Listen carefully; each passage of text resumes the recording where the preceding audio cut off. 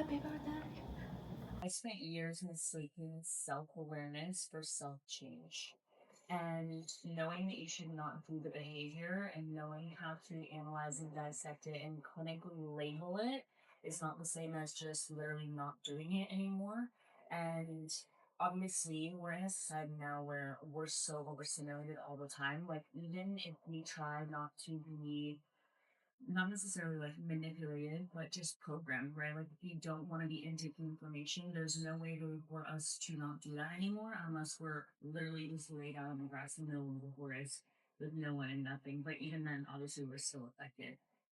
With that being said, it's very easy to get emotionally connected to feeling like you're solving the problem and even physically connected because obviously we do a lot of these self-help rituals, like journaling, for example. And you can journal all you want. And I say journaling because I feel like journaling is such an aesthetic behavior that if it's not structured properly, it just allows us to run circles in our head instead of just actually being truthful about the things that we need to solve. Because it's almost like a dopamine hit to revisit that behavior and that trauma and just continue to tell yourself, okay, I know that it exists, I see that it exists, but just because you can name it doesn't mean again that you're not doing it anymore. And I saw myself so often just being like, journaling. And I would sit there and I'm like, okay, I am journaling about the same thing for the third time. It's almost like self gossip. You know, when you have that one friend and it's like every single time you hang out with that friend, you know that the topic of conversation is going to be about something not working or a relationship going sideways, or that's almost how we approach our healing journey. We approach these healing behaviors that are supposed to help us feel better and actually help us do the work on the inside, but we don't ever actually do that because we just keep being like, this behavior, like I see it and I know I need to change it, but I'm not going to change it, and it feels good, and I keep getting the dopamine hit, and I feel busy thinking about it and doing physical actions, but I'm not actually feeling through it. You can have literally all the insight in the world. You can speak to all of the medical professionals. You can pay for all of the best opinions.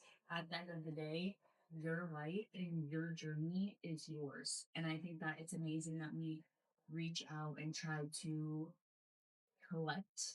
We do almost try to collect, but just seek out educated and experienced information and opinions. But we have to make sure that we're not spending so much time almost outsourcing all of this work that needs to be in source because it is an inside job. And we know this. We know this. And it's tough for me being a hyper independent individual that has really been working on slowing down and just being bored. And I'm so blessed to be in a position now where I have the financial means to slow down, to take a deep breath, to know that if a bill shows up in my mailbox, I'm gonna be able to pay it. If a bill shows up in my mom's mailbox, paid. People in my life, taken care of. I'm not stressed. I can be anywhere I want. I can have anything I want. I can eat whatever I want. And this is not to flex because there was a time in my life where I couldn't eat anything I want. I couldn't even use the toilet when I wanted to. I was peeing in the back of my car in a to-go container that I got for my job. And I showed the same amount of gratitude. This is so key. The same amount of gratitude I had when I was in that space, which is why I've been able to get to the point where I have now, to bring it full circle, to be blessed to be in the position that I am now, where I can slow down and I can give myself space to actually evolve, because it's already very scary for me to dissect all of the things that are going on the inside. Because I am hyper independent, because it is a safe place for me. So for me to be able to submit to myself and take myself off of this hyper independent, hyper anxiety, hyper I can do everything all the time, and just sit in a place where I'm genuinely so bored, and to give myself permission to be bored. So many people couldn't fathom to live the life that I live. And I'm not saying I want to be ungrateful in my boredom.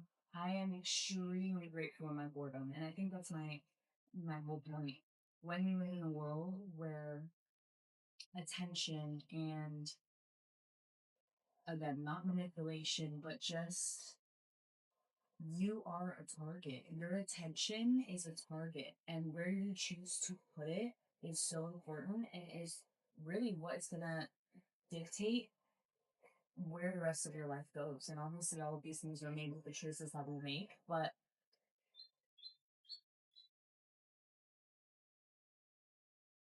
the work that needs to be done is completely and utterly an inside job. The work that needs to be done, you can do it but naked in the middle of a forest. And I was very blessed to go to rehab when I was 15 at a very primitive, it wasn't a facility, it was primitive. It's outside. We were peeing, pooping outside. We were hiking every single day.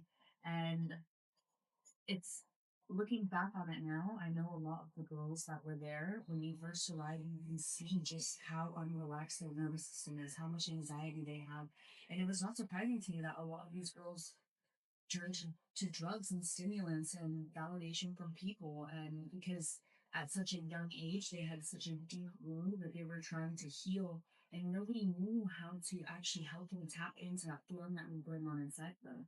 For me, I just try and cover that feeling in many different ways. I ate and ate and ate and ate. And I had this conversation with my mom all the time. I'm like, Mom, I love food. Like, I love the taste of food. And I thought it is the taste of food. And she would always be like, you're crazy. Like, you just have no self control, which is true. But it wasn't the taste of food that I was after. It was the taste of that feeling inside of me that I got to taste that relief inside of my soul for the 0.2 seconds that I was swallowing food. But then you realize that that feeling inside me is actually still there, girl.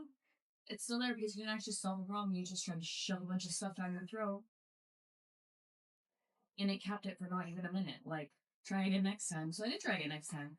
And then I started taking drugs, and then that obviously got to a point where it's like, okay, now you're just numb. But guess what? The feeling's still there. Okay, let me go and see if I can start looking for validation in other people. Oh, now other people are validating me, and I've actually done good work. They're validating me for good stuff.